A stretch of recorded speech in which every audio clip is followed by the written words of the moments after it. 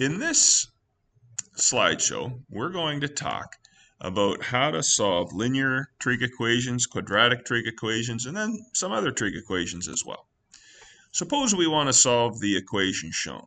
Okay, well, what we do is we add 2 sine theta to both sides and add 1 to both sides to get us ultimately to the statement sine theta equals 2/5. If we're going to solve for theta, we should isolate theta, but to begin, in this question, we need to isolate sine theta. Now, we find where the y-coordinates on the outside of the unit circle are equal to 2/5, roughly there and there. We draw a couple of terminal arms. We use our calculator and we see that the sine inverse of 2/5 is roughly 23.6 degrees. Well, that lets us see that on the other side of the y-axis, we'll have an angle of roughly 156.4 degrees. We add and subtract as necessary to get answers in the domain given, and we have a final answer for the question. All right, now what if we have a quadratic trig equation? In a quadratic trig equation, we're going to see the exponent 2. So we've got 20 cos squared theta plus 6 cos theta minus 5 equaling 5 cos squared theta plus 2 cos theta minus 2. If you're curious, what does cos squared theta means? What it means is cos theta quantity squared. Now, try not to write this. Try not to write cos theta squared. We have a standard in math that we've agreed to call it cos squared theta. So try to do that, okay? And similarly, if you see sine squared theta, tan squared theta, or any of the other trig functions, you can deal with them in the same manner, okay? So what we're going to do, because this is quadratic, we're going to make one side equal to 0. So when we make one side equal to 0, we ultimately have the equation 15 cos squared theta plus 4 cos theta minus 3 equals 0. All right. Now, what do we do from there? Well, first thing we do is we recognize cos squared theta is the same as cos theta quantity squared. What we have here, it might not be obvious, but what we have here is a quadratic in terms of cos theta. Now, if you don't quite see it yet, you can let w equal cos theta, and we've got 15w squared plus 4w minus 3. Well, let's go about solving this equation. What we would do is we would factor. We'd get 5w plus 3 times 3w minus 1 is equal to 0. And ultimately, we'd be able to say w is negative 3/5 or w is 1/3. But remember, w is cos theta. So what we're really saying is that cos theta equals negative 3/5 or cos theta equals 1/3.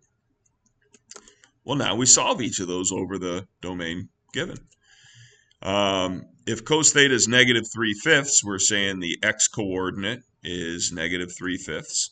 So what we did on the left-hand side is we got an x-coordinate of negative 3/5. Looks like I went a little farther than negative 3/5 here, but that's our x-coordinate. We draw a couple of terminal arms and we go about solving the way we know how. Or maybe we say cos theta is 1/3. If cos theta is 1/3, then our x-coordinate is right about at 1/3 on the x-axis, and we draw our terminal arms out there and we come up with all of our answers. Each of those 12 answers that you see there lies in that domain and also solves the original equation. Okay? Now, what if we want to solve this quadratic trig equation? Well, again, we're going to make one side equal to 0. Before we can solve for theta, we need to isolate sine theta. So what we're going to do, we have to solve for sine theta. So what we're going to do is we're going to get all of the terms on one side, and we end up with what you see at the bottom. Okay? Now, we're going to let w equal sine theta, and that's going to allow us to rewrite that bottom equation as 14w squared minus 13w minus 12 equals 0. Okay? Well, when we solve that, we end up with, using grade 10 methods, w equals 3/2 or w equals negative 4/7. All right, we're happy with that. We recall that w is sine theta, so really we're saying sine theta is 3/2 or sine theta is negative 4/7. All right, let's move on. Well, we need to solve for when the sine of theta is equal to 3/2. But remember what the sine of theta means. It means the y-coordinate on the outside of the unit circle. But the unit circle has a maximum y-coordinate of 1. It's a radius of 1. So the maximum y-coordinate's 1. I can't possibly have a y-coordinate of 3/2. So we're not going to get any solutions on that left-hand side. But on the right-hand side, we're going to get a few. If I let the y-coordinate equal -4/7, I see I get a couple of terminal arms. I use my calculator and my methods that I know how to use, and I get 4 possible answers. Now, just because there's no solutions on this side doesn't mean that there's no solutions to the equation. There are solutions to the equation, and so in the answer box on a test, you need to be able to write down what those answers are, and they're the ones that are circled. Okay, now, what if you see something like this? Secant x cosecant x equals -2 secant x.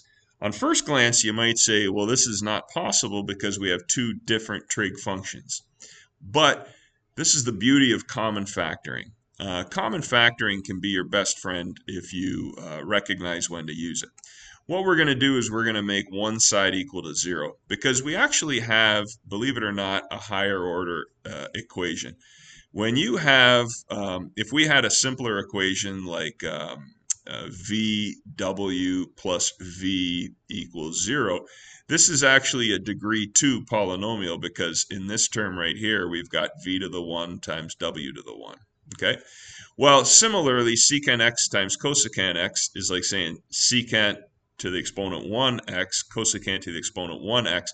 Ultimately, this is a higher order equation. It's a degree 2 equation.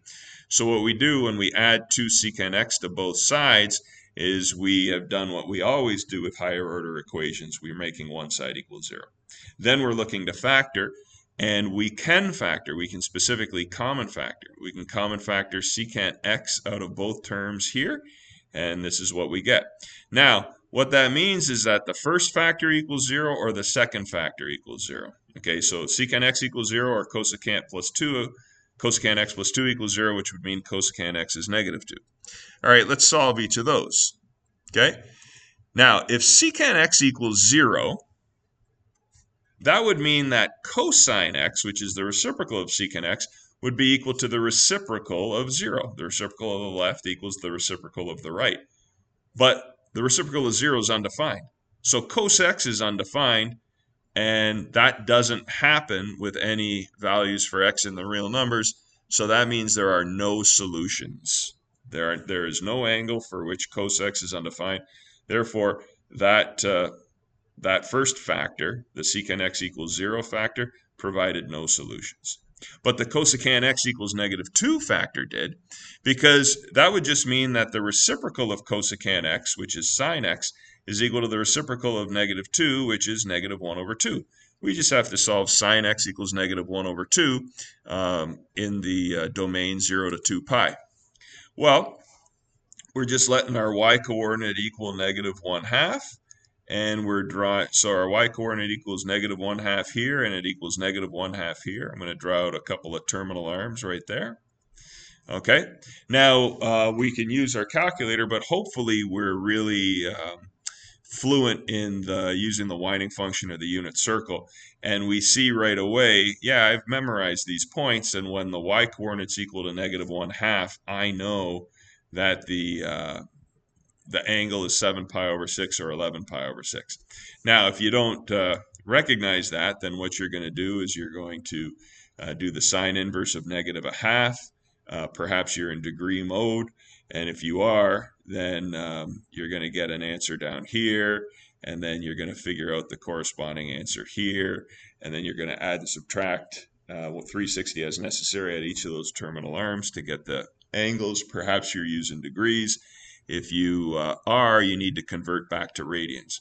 But hopefully you are fluent enough to recognize that in this case, because you can give a precise solution, 7 pi over 6 and 11 pi over 6, those are absolutely precise answers. Those are better than the decimal approximations that you might end up giving if you don't recognize that you already know these the points with the y-coordinate equal to -1/2. That's why fluency in math is important, and knowing those values on the outside of the unit circle that we talked about in an earlier video is important. All right, so the solution ultimately to this question is that x could be 7 pi over 6 or 11 pi over 6. Now, what if we have this question here? 5 cos x minus 1 equals 2 sine squared x.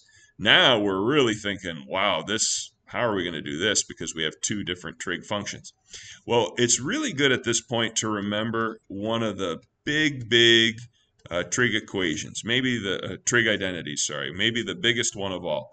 Sine squared x plus cos squared x equals 1. We spent a lot of time in grade 11 talking about that. Well, by extension, that means sine squared x equals 1 minus cos squared x, or it means that cos squared x equals 1 minus sine squared x.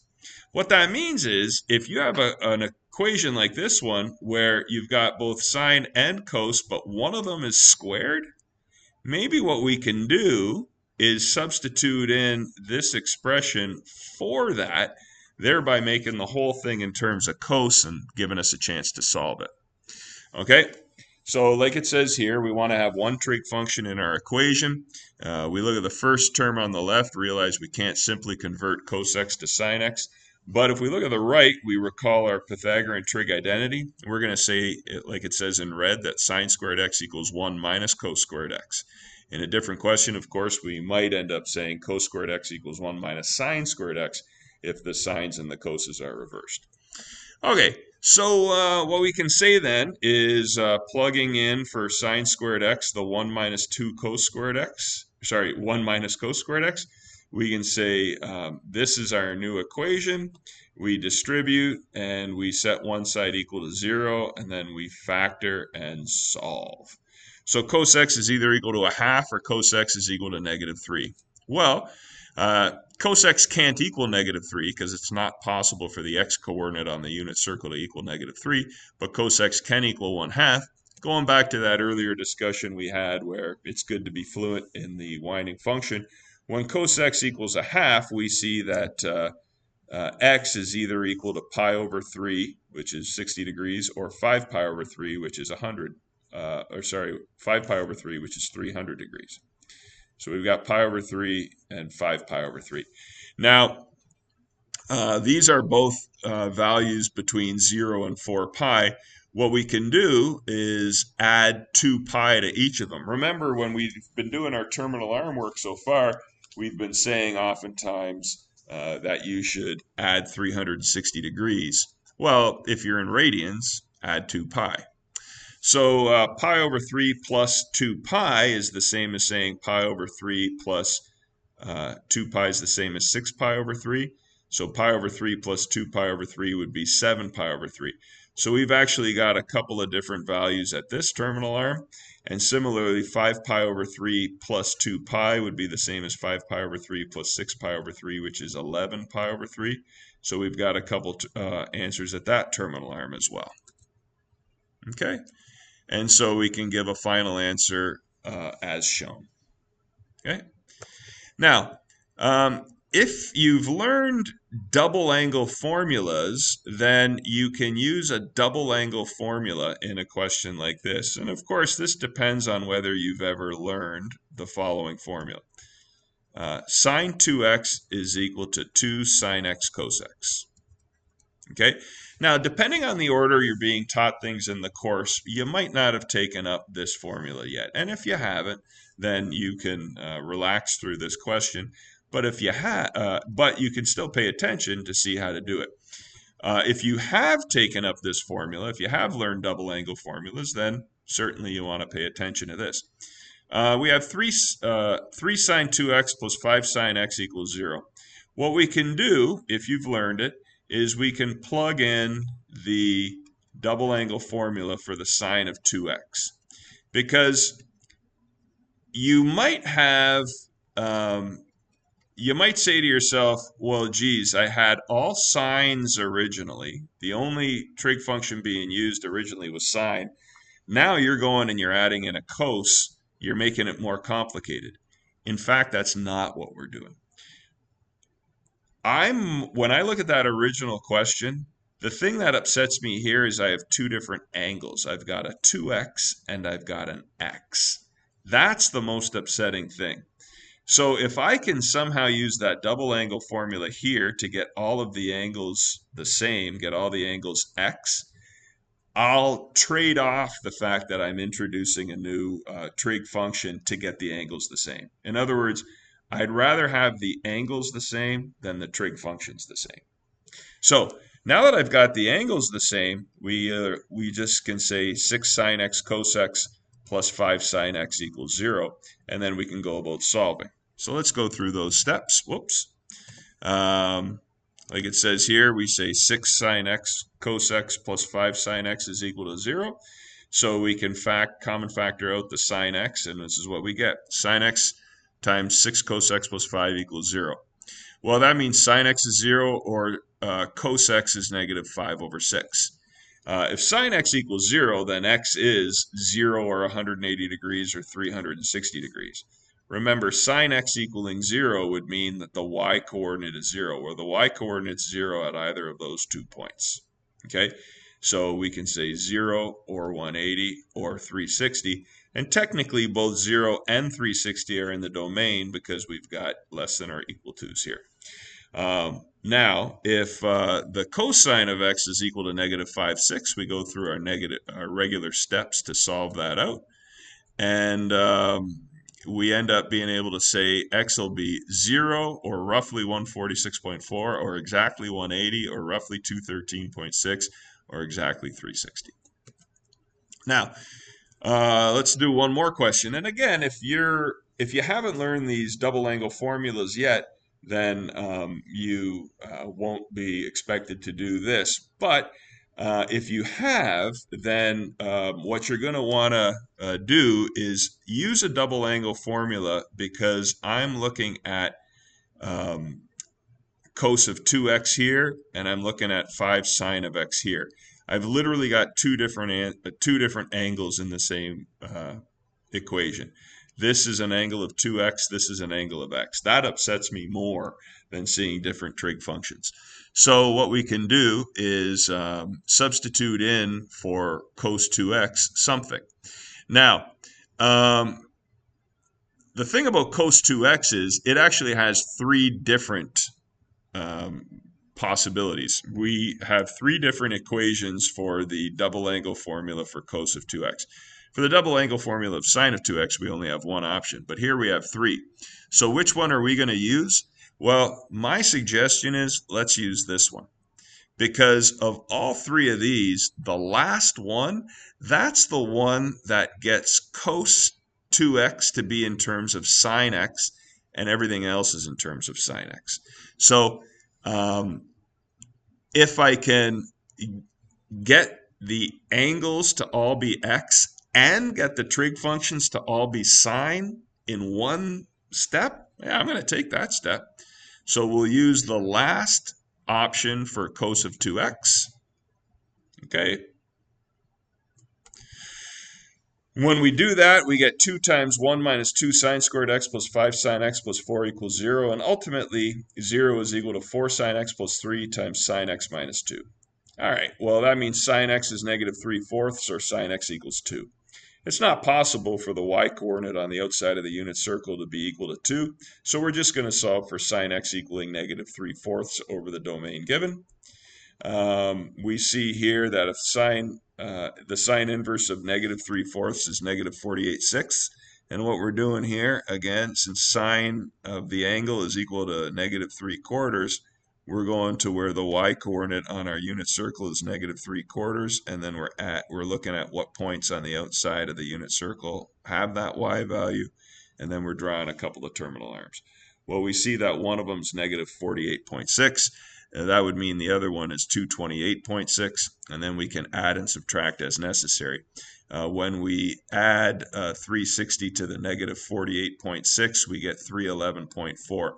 We actually don't like the 48.6 because it's not in our domain, but we like the 311.4 and the 228.6 we get from the other terminal arm, and so we can give our therefore statement as shown on the bottom of your slide.